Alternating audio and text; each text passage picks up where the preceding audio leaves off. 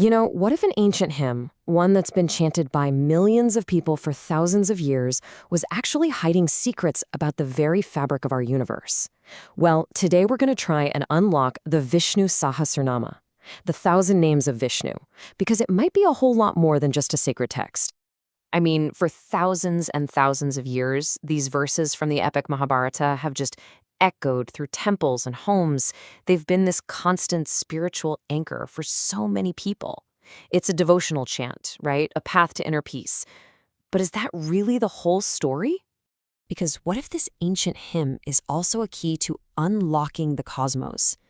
There's a growing body of analysis that suggests there's this hidden layer of meaning here, everything from really deep philosophy to some startlingly accurate science. So what is it? A hymn? A tool for your mind? Or something else entirely? Come on, let's peel back the layers. Okay, so to get to the really wild stuff, we've got to start at the very beginning, at its core. At its heart, the Vishnu Sahasranama is this profound philosophical guide to the nature of reality itself. These aren't just names, you see. They're more like intricate definitions of some ultimate truth. So let's take the second name, Vishnu. The commentary on it says it means that which pervades everywhere. Now, this isn't just about being in every physical location. It's pointing to a fundamental reality that isn't limited by space or time or even substance. It's kind of like it's the ultimate container, the very fabric that everything else exists within.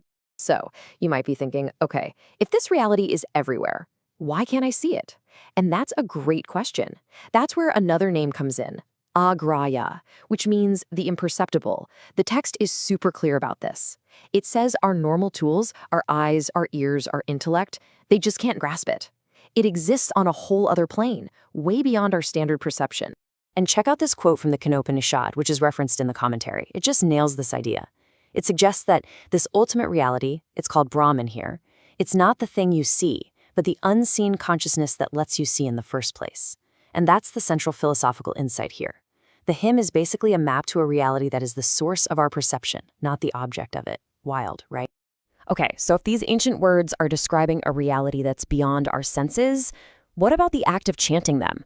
Can that have like a measurable effect on our minds and bodies right now, today? Let's jump from ancient philosophy straight into modern science. And this is where it gets really fascinating, because modern science is actually starting to find some real tangible evidence. A 2024 neuropsychological study published in a peer-reviewed journal looked at the effects of this exact chant. And the findings, they were pretty remarkable. People reported huge benefits, from better emotional regulation and less stress, to sharper focus and just a deeper sense of inner peace. It really seems like this ancient practice is an incredibly powerful tool, especially for our modern stressed-out minds. All right, now for the most provocative layer of them all.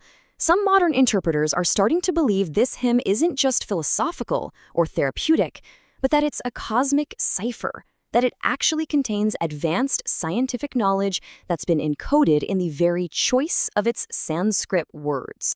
Just look at this. This comes from some of those modern analyses. It's mapping specific names to some really advanced concepts. For instance, the name Anu is proposed to mean the atom. But wait, it gets deeper. Sukshma, which means the subtle, is being interpreted as subatomic particles. And then you have this stara, the expander, which they're linking to the metric expansion of space. The idea that our universe is constantly growing. It's an absolutely radical and fascinating way to reread this ancient text. And this, of course, raises one colossal question. I mean, if these interpretations are even close to being right, how in the world could ancient sages have known this stuff thousands of years before we invented particle accelerators and space telescopes? Well, the answer might not have anything to do with ancient technology. Instead, it might be about a fundamentally different way of understanding the world. We're talking about two totally distinct approaches to knowing reality. Okay, so here's the crucial difference.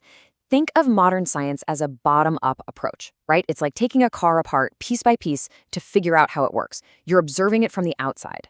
The ancient Indian approach, as thinkers like Sri Aurobindo have described it, was top-down. It was all about intuitive perception. It sought to know reality by becoming one with it, by being inside the thing you're studying.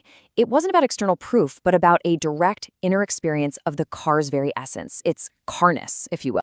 So after going through all these different layers, the philosophy, the psychology, the science, What exactly is the Vishnu Sahasranama? Well, the truth is, it isn't just one thing, and that right there is probably what makes it so powerful and enduring. It really exists on all these levels at the same time. It's a profound philosophical guide to the nature of consciousness itself. It's a practical tool for our psychological well-being, which science is just now starting to explore. And yeah, it's a potential cosmic map, a hidden blueprint of the universe that seriously challenges our whole understanding of the history of knowledge. Each one of these layers offers a different lens, a different path for anyone who's curious.